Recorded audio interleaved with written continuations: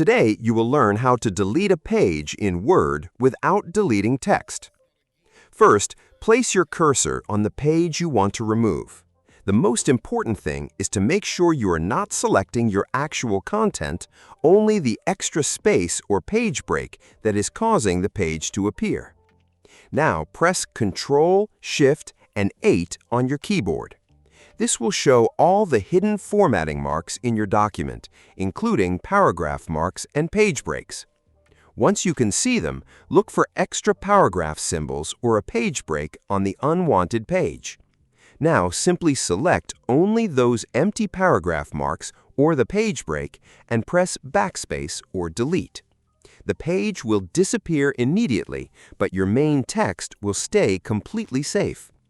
If the page is still not removed, reduce the empty paragraph marks at the end of the document until the page adjusts automatically.